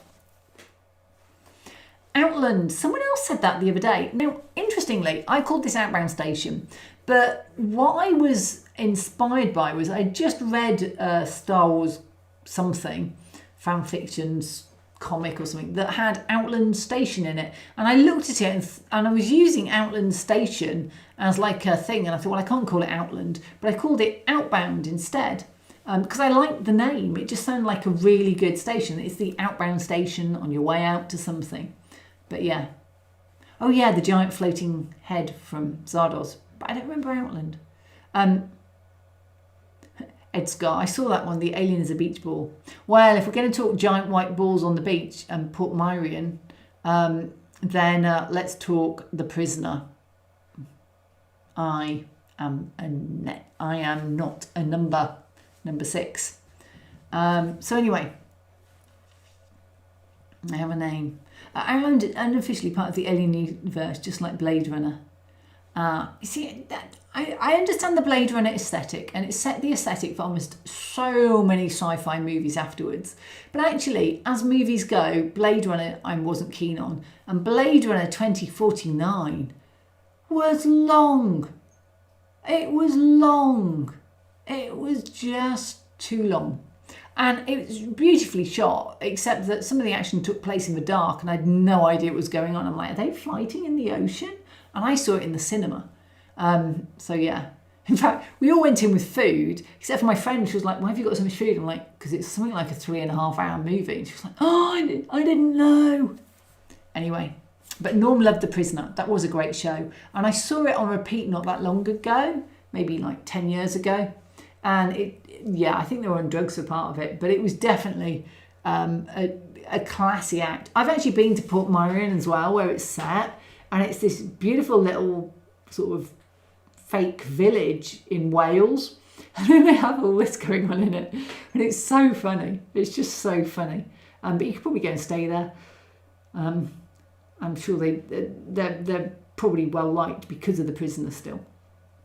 Though it is getting old now, and a lot of people will just go there and go, well, it's just some little Welsh village. But it's a fake village. So Ed says, pitch black lighting in movie and TV scenes are fashionable these days. I still don't understand it. If I wanted an audiobook, I'd listen to an audiobook. I am with you, especially if you watch it at home, because the chances are you are not sat in a dark room watching it. There's probably maybe other people in the room who want to see things. So yeah, I find it really hard. If you're watching it in daylight, you have to go and shut the curtains because you can't actually see the TV screen. Certainly a lot of the recent Star Wars live action has been really bad in one or two places, but even some of the cartoons are, and I'm like, we've no excuse in a cartoon. Anyway, Stephen says, does anyone remember Battle Beyond the Stars? Yes, did that have Richard Vaughan in it? And then like a cross between Star Wars and the Magnificent Seven. It was Richard Vaughan and then somewhere else. He was the guy from Man from U.N.C.L.E. And Tim says, some friends of mine got married in Port Myrian a few years ago. It's a great place to visit, but a little surreal. It totally is. Outland with Sean Connery has nothing to do with the alien universe. It just plays on the Jupiter Moon Io. I have probably seen it. I just don't remember it. I really don't. Well, I'll have to go and have a look for it. And then Tim says, I've forgotten about Battle Beyond the Stars. Going to have to find a copy now. Was that the one with Maximilian? The robot with the red robot? What was he from? Anyway, we are back on classic sci-fi. Always a great thing for this this live stream. So back on our normal beat. So Shergo says, all the movies lately are so dark, they don't look different in HDR. That's true. Is Outbound the one which is basically High Noon in space? Outbound was very much a Western in space. To be honest, they say Star Wars is a Western in space. Black Hole. Just don't watch Event Horizon. My mum and I went to see Event Horizon at the cinema. I think because my dad was away with my sister or something. Anyway, we rarely went to the cinema when I was younger. And we went to see it and we thought it was a sci-fi movie. We didn't realise it was a sci-fi horror. And we just came out having sat through it. I don't think we spoke for an hour afterwards. We were just like, They were paid by the bucket of gore. Yeah. And in some ways, so Ed's... Ed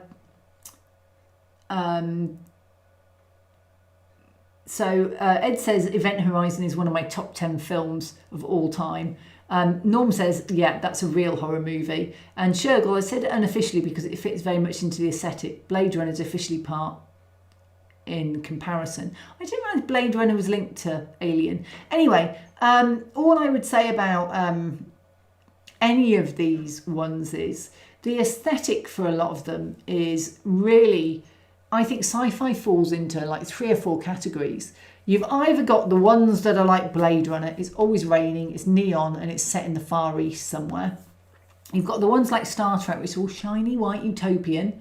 You've got the ones like Alien, where it's very corporate, but it's in faded white, yellowed white, loads of lights, and very 70s style. And then you've got the sort of more modern ones that are, just... I'm going to go like Star Wars, like Western. So they are very much inspired by parts of Earth.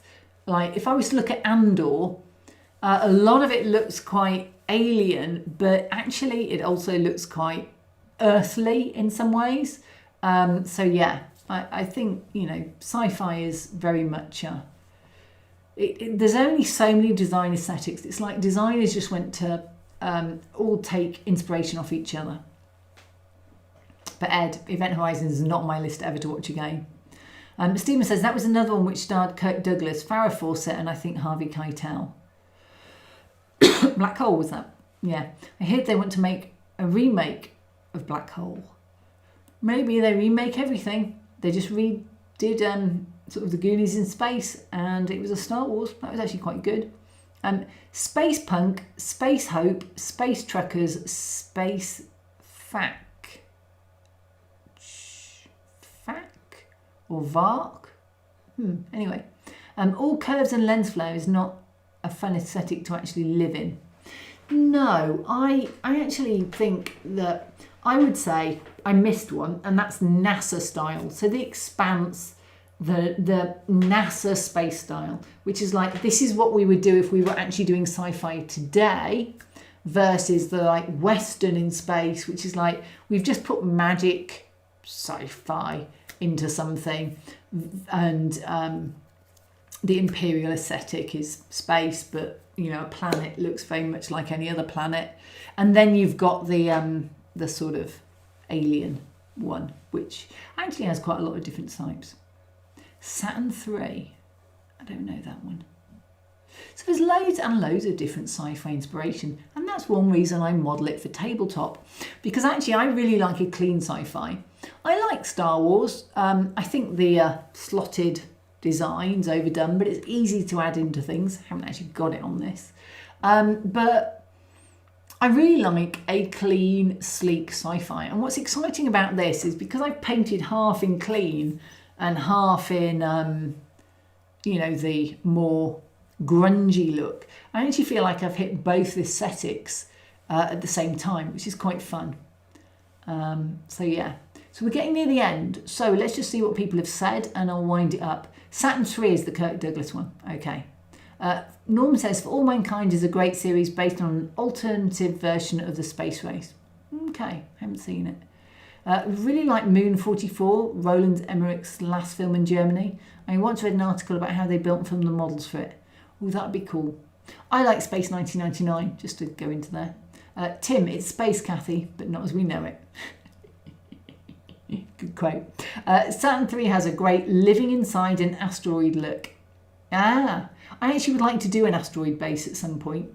Roland Emmerich, right, I did get it was Roland. So anyway, we're getting near the end. I'm just going to say that my guys in my RPG session went to Outbound Station. They didn't actually go to this bit of it, and it wasn't as grungy when they went there, but they have actually been to Outbound Station a couple of times. So it's really fun that I'm now doing an RPG Kickstarter, because I actually play RPGs, and I haven't really played Legion for a while since they changed the rules, and I couldn't bother to learn a new set of rules. So, but I'm really enjoying GMing an RPG. Tomorrow night, I know where they're going. I think they know where they're going, and it isn't Outbound Station. So, thanks guys. And Norm says, great show. But that reminds me, thanks Norm, Ed and Timber. Ed, what am I on? Thanks Norm, Digger and Timber for moderating. The chatbot stayed away, but thank you anyway. And have a great month, guys. I'll see you in October. Don't forget to go and look at the Kickstarter. Have fun and brilliant. Thanks a lot, guys.